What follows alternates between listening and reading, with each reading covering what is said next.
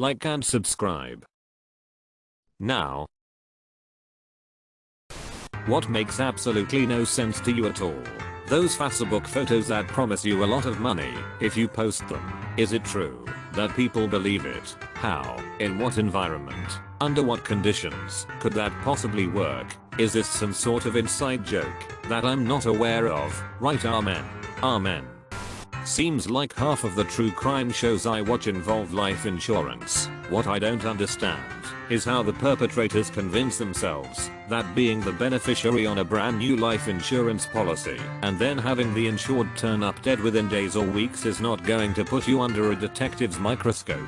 Even more suspicious are the ones who immediately make the claim for payout within a day of the death. At least sit on it for a month or two and act like you're grieving. I watched a true crime show once, and the cop there said that most criminal cases involve very dumb people. It's not some grand battle of wits. It's averagely smart cops vs almost mentally challenged criminals. Smart ones don't get caught. Damnedest blow up, ha ha ha. Most criminal cases involve very dumb people. I watched a documentary on a French bank robber who broke into bank vaults after hours and got away with it for years. In an interview with a detective that was after him for like a decade, when he was asked how the bank robber eluded capture for so long, he more or less said, "Most criminals are stupid, which makes them easy to catch. Smart people usually figure out that getting a job is much easier and less risky than a life of crime, so they go and do that." When really smart people actually put their mind to committing crimes, it can be very hard to catch them. Thankfully it's good for my job, most of them are stupid. The same thing happens with insider stock trading. Some guy who has never traded stocks in his life suddenly buys a huge chunk of his stock where his uncle is on the board of directors. A week before it shoots up, when they get bought by some other company, they're always very surprised when the secretary finds that odd and has some questions for them. Unless they're in the US Congress, and then it's all a big coincidence. How people came up with baking. I get eating meats and veggies and fruits. That's just food that's pretty much ready to go. But somehow someone figured you can grind this plant into a powder, add a certain amount of water and some chicken eggs and some oil and some other crushed plant stuff, and then heat it for X minutes, and now you have cake, or bread or cookies or whatever. Famine. People start eating anything they can find and discover new foods. Also accidents. Get your flour wet, but it's near some natural yeast. You are too poor not to still use it, so you cook that bubbling mass, and OMG, it's better than the hardtack you were making. It's a little sour but delicious, and now you've invented sourdough. What is the root of consciousness, and why is there something instead of nothing? Gonna offer answers from 2 books I've read and probably misinterpreted. 1. We are not as conscious as we think we are. We mostly don't know what's going on in our brains. The root of consciousness is just specific parts of the brain which let us be aware of ourselves and mediate between our various, often conflicting, impulses and beliefs, which themselves come from within the brain. Incognito. David Eagleman. 2. Any attempt to solve this question can only take place in a universe where there is something. The anthropic principle. That's why there is something. There may well have been many nothings that lasted eternities, but we'll never hear of those. A Brief History of Time. Stephen Hawking. If you don't have money, you are charged fees. I once had a line of credit. The bank sent me a statement each month. The statement cost me a $1 fee that I could not cancel. Trust me, I tried. My statement read, service fee, $1 statement. They charged me $1 each month to tell me that they were charging me $1. Being broke is expensive. Maintenance on a $2,000 car vs maintenance on a $30,000 car. How babies just go from swimming/breathing in a pouch of goo to being born and able to breathe normal air. It makes no sense to me. How does something go from not breathing air to breathing air in like a second? THR babies don't get it either. That's why they cry in confusion. Something interesting I learned from my baby's doctor. When my baby was ill, babies will cry in order to get more oxygen if they are struggling to breathe, so when they first come out, this now totally makes sense to me why they are crying and why it's an issue if they are not, and why it's a sign that a baby isn't breathing if they don't cry when first born. It seems so obvious, but not at the same time. Basically, some flaps in the baby's heart close up when the cord gets cut, which redirects the blood flow to the lungs and causes gaseous exchange to happen in the lungs rather than in the placenta, like it's been doing for the last 9 months. Flaps are called ductus arteriosus and foramen ovale, true to an extent, but it's actually the changes in pressure from taking first breath that lead to the blood changing direction, and then the PFO flap closing. The PDA closes over hours to days later because of pressure changes, and the body releases some signals to no longer keep it open. Space. Look at the moon. Some days you can see Saturn or Jupiter out there. Look at the stars. You think about us people on this rock in space or running around. We are floating in space on a rock, spinning around. All together. And space is just so big. It's overwhelming. Really big. I can't even comprehend how big. It doesn't even make sense how big it is. The Earth rotates on an axis. The Earth orbits the Sun. The solar system is orbiting the center of the galaxy. The galaxy is moving away from some starting point in the universe. The universe is expanding. Comprehending all that motion simultaneously blows my mind. Put your finger in the air and think about the point in space that the tip of it now occupies. Done. Now by the time you get to the end of this sentence, that point is well over 10,000 kilometers away from where it was when you started it. Space is big. You just won't believe how vastly, hugely, mind-bogglingly big it is. I mean, you may think it's a long way down the road to the drugstore, but that's just peanuts to space. Douglas Adams, The Hitchhiker's Guide to the Galaxy. How the moon is in perfect rotation with the Earth to the point where we only see one side of the moon at all times, no matter what. Also how the moon appears exactly the same size as the sun in the sky. Google tells me the moon and sun have virtually the same angular size in our sky because the sun is about 400 times wider than the moon, but it's also about 400 times farther away. This allows us to see spectacular coronal displays and prominences during total solar eclipse. I always found it to be such a neat coincidence. I'm just remembering bits and pieces, but I think it's like this. Take 2 marbles, put them together so that they are touching. Now, let both rotate around themselves, and one around the other one. The least amount of friction is there when the outer one rotates around itself in sync with the rotation around the middle one. Same thing with the gravitational fields. Originally, the moon wasn't showing only one side to the Earth, but that caused some sort of gravitational friction that eventually evened out those differences. It's also the reason Earth's rotation is slowing down little by little. It's really slow, like 2 milliseconds per 100 years or something like that. My first language was Spanish, which I learned at home. I learned English at school and with friends outside of school. In addition, German is spoken. Surprisingly, when I speak in my brain, it's always in English when I pronounce them out loud, though they come out in the correct language. I've always wondered, holy sh, my grandmother was deaf/mute and only spoke ASL. I asked her once what language she thought in, ASL or English, and she didn't understand what I meant, so I never got an answer. Arrested Development narrator. Sadly, Alohomora 95 would later find out that her grandmother had been signing in German the entire time.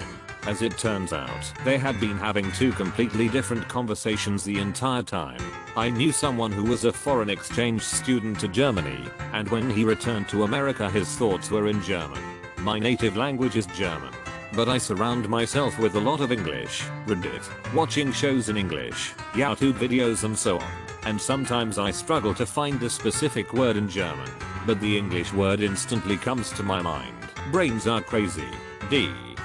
How Bluetooth works. I always picture radio waves like Bluetooth or Wi-Fi as simply another realm of light, which it basically is. The send like your Wi-Fi router is like a light bulb that blinks very fast and in different colors. Your receiver like your phone can see the light bulb flashing and receives the information via the on/off intervals, 1s and 0s. Binary. In this realm, everything looks like it's transparent, but depending on the material, it has a more or less tint. A wooden door or your pants would be only slightly tinted, a brick wall much more.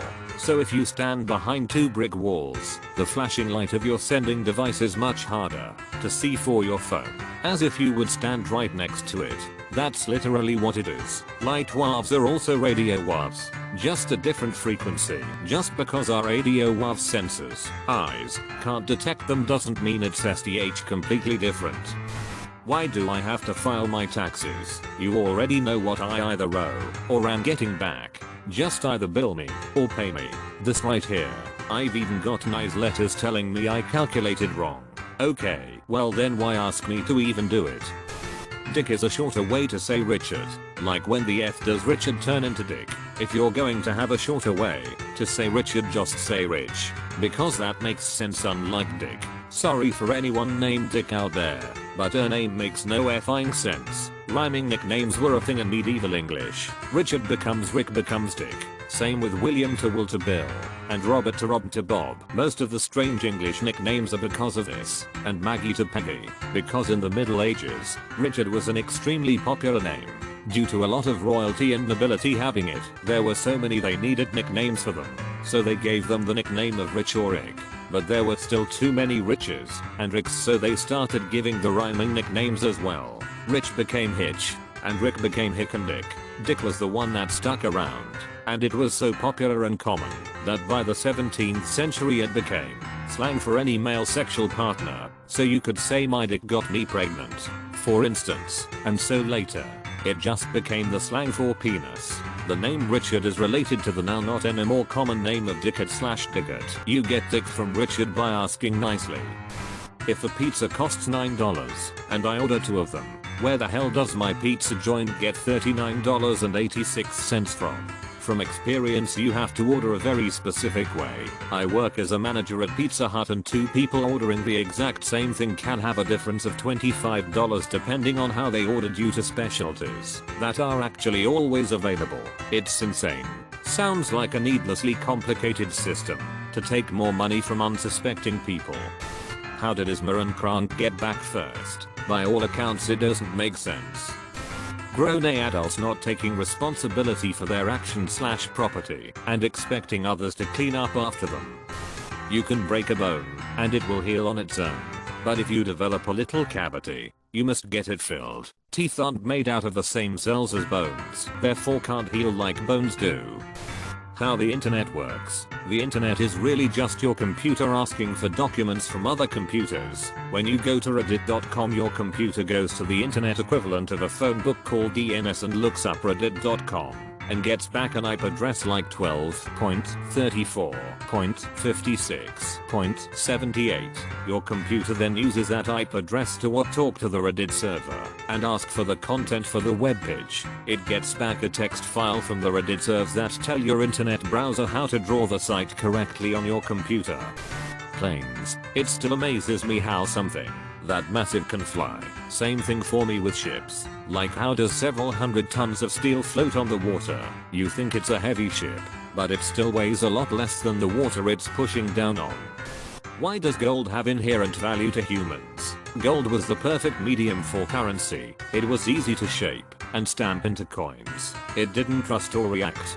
And, most importantly, it was relatively rare, so a governing entity could at least make a token effort at stabilizing the currency, depending on what era of economics we are talking about. Of course, while any medium could be used for currency, especially other types of metals, gold hit all of the sweet spots, which is why, for the most part, gold was the universal choice when it was available, and it both looked pretty and had some halfway easy practical uses. So it wasn't just currency for currency's sake, it had inherent value. Since then, we've developed a lot of non-currency reasons to value gold, and while it's no longer the sole way to manage currency, it's still pretty, and it's still useful, and if, as survivalists believe, the government goes tits up, no one's going to want any paper currency, but eagle-stamped gold coins will have a verifiable and easily tested value, even though the chance of it happening is next to zero. The mere fact that it could grants it extra value. Shiny. Still shiny. Why does Reddit gold have inherent value to humans? No ads. Punishing the kid who fought the bully. Punishing the whole group for one person's actions. There goes that kid's social life. House price rises. How seriously can people have so much money for crappy houses? Where are all these great paying jobs that service the mortgage? My partner and I have decent middle class jobs, teacher, nurse, yet cannot afford to buy in the city where we live, and not even close to the city where we live. How can a pandemic wreck an economy, throw thousands out of work needing to rely on government handouts, yet house prices increase? Why people are so offended by swear words that they gasp and change channels when they hear someone say damn my mom does this. She's explained it to me multiple times and I still don't get it. That I can't get a job without experience. Like, how am I going to get the experience if not at a job? Corporate jobs are a game you play. The rules don't make sense. You were a cashier at a store. No, instead you say you worked in customer support in a customer facing role where you consistently met your weekly goals and targets by creating user-centric experiences, by cultivating all resources available to you at the time. LOL, or something like that. How your body knows when to stop growing your eyebrows, arm hair, leg hair, pubes, etc. But your facial hair and the hair on your head grows endlessly. I don't know how old you are, but this will eventually change. I've been men with eyebrows going past their face. Basically each hair follicle is genetically programmed to produce hair for a certain length of time before going dormant and causing the hair to fall out. After being dormant for a certain length of time, a new hair is produced by the follicle and the cycle starts over again. The growth phase of hair follicles on your arms, legs, etc. is much shorter than the growth phase of follicles on your scalp. However, even scalp hair has a predetermined maximum length. Fine magnets. I saw a video with Richard Feynman once where an interviewer asked him to explain how they worked, and his response was basically, I could give you an explanation like you're 5, or I could give a slightly more in-depth explanation, like you're a high school student, or I could go into ridiculous detail about how it works, like you're a physics grad student. But at the end of the day we have to accept that it's just a property that exists in the universe. It's one we can measure and manipulate and utilize. But it exists because it exists. I always thought that was a pretty good answer. There's explanations of how it works at an atomic level if you want them, but it still won't explain why the property of magnetism exists in the first place, because it just is. I also cannot understand why people F magnets, because they are attractive. Thanks folks, I'm here all night because I'm in a bar and want to look like I have friends.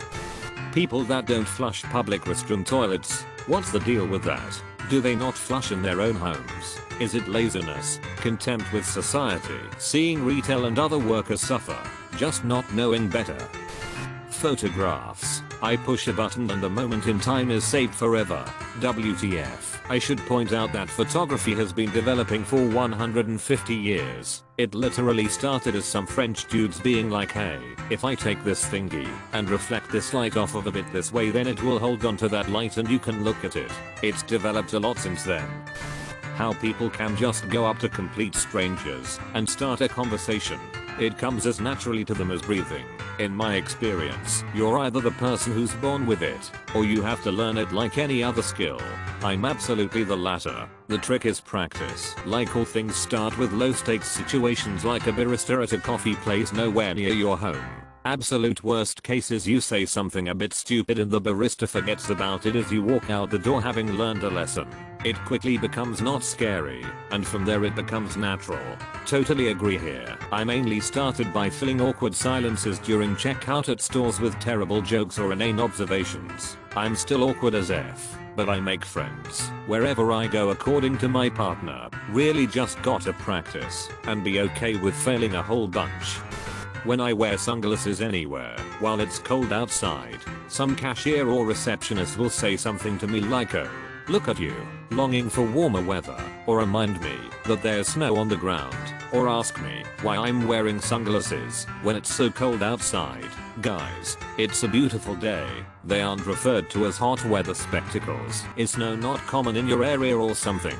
Everyone is wearing sunglasses in my area during the winter, because even on cloudy days, the light is reflecting up off the snow. Seriously, when there's snow on the ground and a full ice moon, it's way brighter at night because of the snow. Inuit were wearing shades thousands of years ago.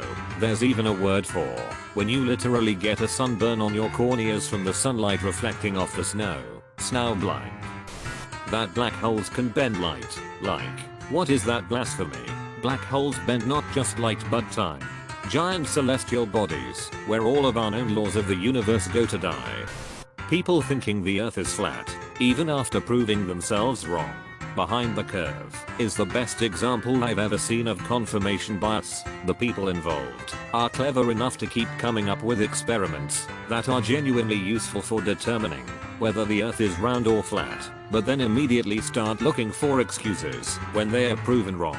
The laser isn't hitting where it should, we must have messed up. The gyroscope is picking up a 15-degree-per-hour drift. We need to disprove that. Everything being wrapped in plastic. Credit scores, especially how completely paying off a loan can significantly lower your credit score. Bitcoin.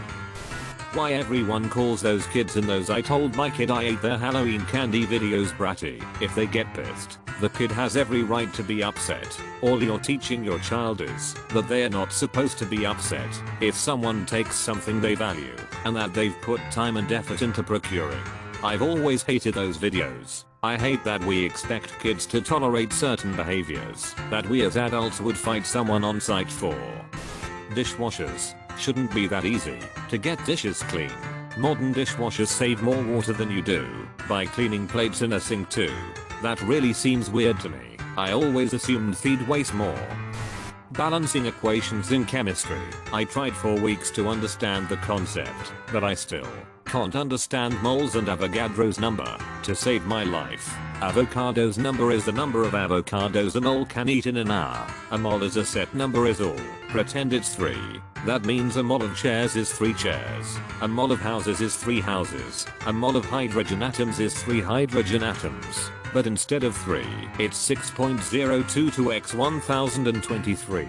A much larger number, but a set number nonetheless. You could still have a mole of trees, but that would cover the whole earth a few times over at least. How little people care about their privacy online.